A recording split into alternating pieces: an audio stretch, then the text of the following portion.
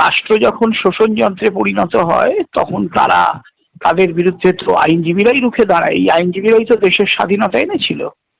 চিত্তরঞ্জন দাস থেকে আরম্ভ করে মহাত্মা গান্ধী থেকে আরম্ভ প্রত্যেকেই যারা ছিলেন তারা প্রত্যেকেই কিন্তু স্বাধীনতা সংগ্রামী ছিলেন, প্রত্যেকে আইনজীবী ছিলেন, অধিকাংশই আইনজীবী ছিলেন।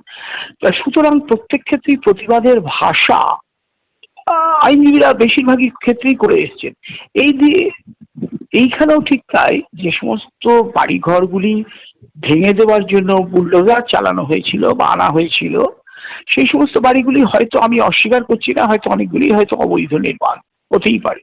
কারণ আগের সরকারটাই তো অবৈধ ছিল, কারণ তারা অবৈধ নির্মাণের জন্যই তারা বিখ্যাত ছিল।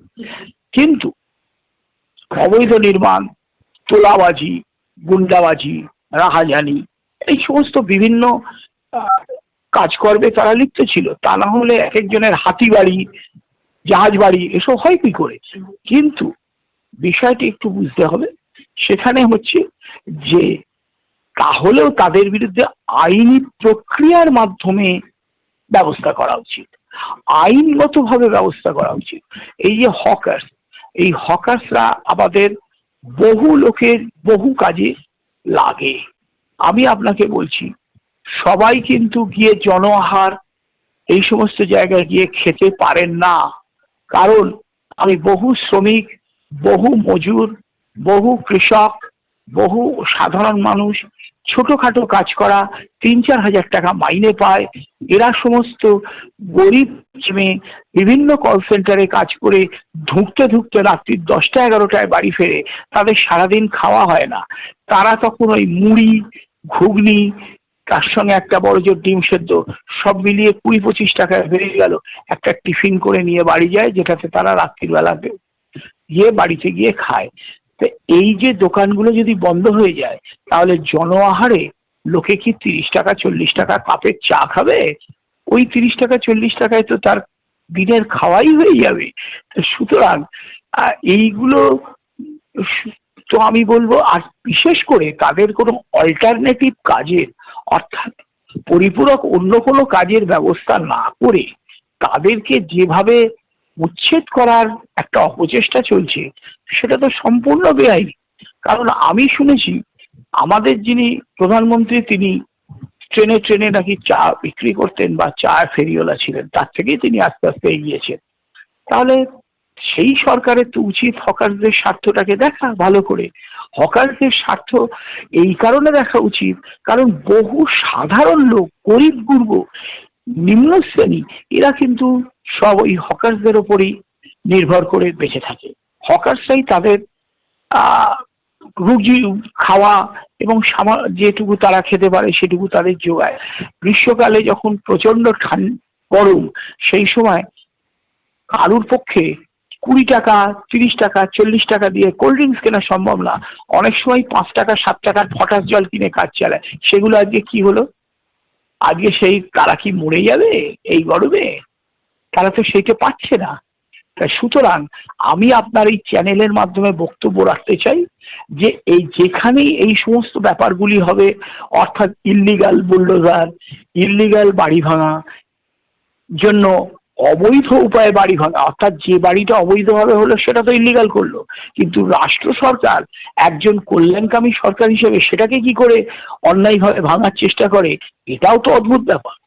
সেগুলির ক্ষেত্রে তারা প্রত্যেকে আমার সঙ্গে যোগাযোগ করতে পারে এবং আমি সেক্ষেত্রে বিকাশবাবু, আমি, আমাদের যে টিম আছি, আমরা পুরো দস্তুর সেই সমস্ত মোকদ্দমাগুলো করব এবং রাজ্য সরকারের বিরুদ্ধে তাদেরকে যথোপযুক্ত প্রোটেকশন দেওয়ার ব্যবস্থা করব। আচ্ছা স্যার, আরেকটা বিষয়ে এখানে প্রশ্ন করব। অবৈধ বাড়ি তো এখানে ভাঙা হচ্ছে, তাহলে ইল্লিগাল কি করে হলো? ইল্লিগাল কারণ কোনো এক ব্যক্তি কিছু অপরাধ করেছেন বা ডিভিয়েশন করেছেন বলে আপনি কি তাকে গুলি করে মারতে পারেন? আপনাকে তো একটা আইনের মাধ্যমে আসতে হবে, কোর্ট ডাইরেকশন দেবে। যেমন আগে মাননীয় বিচারপতি দেবাংশু বসাক ডাইরেকশন দিতেন, বাড়ির ওই অংশটা তখন তিনি মিউনিসিপ্যালিটি বা কর্পোরেশন বেঞ্চে ছিলেন, যে এই এই জায়গাগুলো অবৈধ হয়েছে, এগুলো ভেঙে দেওয়া হোক। তার আগে একটা এফিডেভিট দিতে হতো রাজ্য কর্পোরেশনকে, যে আমরা এই কর্পোরেশনে এফিডেভিট দিচ্ছি, এই জায়গাগুলো ভাঙা হয়েছে, এবং চিহ্নিত করে দেওয়া হতো, সেই জায়গাগুলো ভেঙে দেওয়া হতো। গোটা বাড়িটাকে বুলডোজার দিয়ে ভাঙা, এবং সেখানে যদি কোনো ভাড়াটে থাকেন তারাও বিপদের মধ্যে পড়লেন, এইগুলো বোধহয় ঠিক সভ্য সমাজের পক্ষে অনুকূল নয়। মাদ্রাসাতে বাধ্যতামূলকভাবে বন্দে মাতরম এই গানটি গাইতে হবে, কিভাবে দেখবেন? কোনো কিছু চাপিয়ে দেওয়া ঠিক না। দেশপ্রেম বা দেশপ্রেমের, দেশের প্রতি ভালোবাসা, এটা মানুষের অন্তঃস্থল থেকে আসে। কেউ চাপিয়ে দিলেই সেটাকে যে খুব ভালো করে, এখন মনে করুন আপনি কোনো জায়গায় বাধ্য হয়ে ভাড়া বাড়িতে রয়েছে এবং সেখানে নানা রকম বাড়িওয়ালার অত্যাচার সহ্য করে মেনে নিচ্ছেন, পরবর্তীকালে যদি আপনার নিজের বাড়ি হয়ে যায় বা অন্য কিছু হয়ে যায়, তখন আপনি বাড়িওয়ালার কে অন্তত 50টা কথা শুনিয়ে দিয়ে চলে আসতে পারবেন। সেই রকম এইভাবে কোনো কিছু দেশপ্রেম বা দেশপ্রেমটা নিজের অন্তর থেকে আসে, এটা কখনোই কাউকে বাইরে থেকে চাপিয়ে দিয়ে যে সেটার থেকে সুবিধা হবে তা নয়। এমনকি বহু ক্ষেত্রে, বহু জায়গায়, স্কুলেও আমি দেখেছি যে জনগণমন বা যে সমস্ত দেশপ্রেমের গানগুলো সেগুলো শেখানো হয়, কিন্তু তাতেও ছেলেরা যে অপরাধী পরবর্তীকালে তৈরি হয় না, এটা আমি বলতে পারি না। সুতরাং এইগুলো সম্পূর্ণ একটা বাজে উদ্যোগ, এগুলো ঠিক চলে না। এর মাধ্যমে কখনোই কাউকে দেশপ্রেমিক বানানো যায় না। সে যদি নিজের থেকে, অন্তঃস্থল থেকে দেশকে ভালোবাসে, আপনিই দেশকে ভালোবাসবে, সে কাউকে দিকে তাকাবে না এবং কোনো রকম কোনো দিকে সে ফিরেও চাইবে না। সে চাইবে সে তার দেশকে, সে সত্যিকারের ভালোবাসা দিয়ে সে দেশকে উন্নতি করানোর জন্য চেষ্টা করবে। আচ্ছা, আমি আরেকটা প্রসঙ্গে যাব, গোরক্ষা। মানে 14 বছরের নিচে গোমাতাকে হত্যা করা যাবে না বা কুরবানি দেয়া যাবে না, এটাকে কিভাবে দেখছেন? যদি এরকম রাষ্ট্র করে থাকে, এই সমস্ত ব্যাপারগুলি করে থাকে, তাহলে পরবর্তীকালে যে সমস্ত গুরু বয়স হয়ে যাবে, তারা যখন কর্মক্ষমতা হারিয়ে ফেলবে, তখন তাদেরকে রাষ্ট্রই ব্যবস্থা দিক না, সমস্ত রকম ট্রিটমেন্ট, খাওয়া দাওয়া সবকিছু তারাই করবে।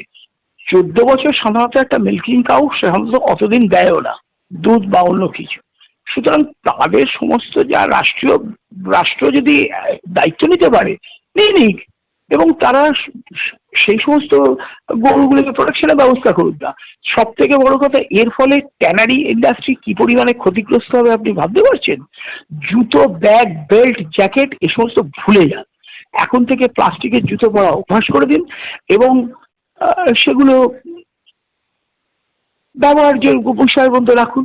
আর রাষ্ট্র যেন এই সমস্ত গরুগুলির দায়িত্ব নেয়, কারণ মানুষের পক্ষে তাদের ফ্যামিলি মেনটেন করে এদের মেনটেন করা হয়তো নাও সব ক্ষেত্রে সম্ভব হতে পারে, এটা আমার ধারণা। 2, গরুকে আজকে গোমাতা বলা হচ্ছে। আপনি কি জানেন, যখন টাকার আবিষ্কার হয়নি, ভালো করে শুনবেন, যখন টাকার আবিষ্কার হয়নি, তখন গরু ছিল বিনিময়ের মাধ্যম। অর্থাৎ মনে করুন সুখেন বাবু, আমি আপনার কাছ থেকে 1 বিঘে জমি নেব। আপনি বললেন, প্রবীর বাবু আপনার তো অনেক সাক্ষাৎকার নিই চ্যানেলে, রইয়া বহুদিন আগে, আমি প্রাচীন যুগের কথা বলছি। আপনি বরং আমাকে পরিচিত, আপনি আমাকে 80টা গরু আমাকে তার বিনিময়ে দিন। আমি বললাম, না সুখেন বাবু, আমি আপনাকে 75টা গরু দেবো। তা 75টা, আপনি বললেন না ঠিক আছে 78টা দেওয়া হোক। এবার এই যে 78টা গরু আমি দিয়ে আপনার যে জমিটা নিলাম, তা এইগুলো গোমাতা যদি তখনও থেকে থাকে, তাহলে গোমাতার বিনিময় হলো না? সেই গোমাতার বিনিময় হলো না, এক্সচেঞ্জ হলো না? নিজের মাকে কেউ এক্সচেঞ্জ করে? এটা তো প্রাচীনকালে ছিল কি ছিল না? হিন্দু পণ্ডিত যারা রয়েছেন তারা অস্বীকার করুন এটা, যে না সেই মানে গরু ছিল বিনিময়ের মাধ্যম, এটা ছিল না, কোনো কালই এটা ছিল না। ইতিহাসও ভুলিয়ে দেওয়া যায় না, ইতিহাস কিন্তু ঠিক ফিরে আসে, এবং ফিরে এলে তখন খুব সত্য এবং নগ্ন রূপে ফিরে আসে। তখন কিন্তু সেই দিকে চোখ তুলে তাকানো যায় না। আজকে চোখ তুলে তাকালে বুঝতে পারবেন যে তখনকার কালেও গরু ছিল বিনিময়ের মাধ্যম। তাহলে এখন যদি গোমাতা বলে এত আধিক্ষেতা হয়, তখন তাহলে গোমাতার বিনিময়ের মাধ্যমে কি করে জমি বাড়ি কিনতো? কারণ তখন টাকার হিসেব ছিল না বলে, ফলে এগুলো তো সেই তো তার মাকে বিনিময়ের মাধ্যমে আমি জিনিস কিনছি। Is it not a fact?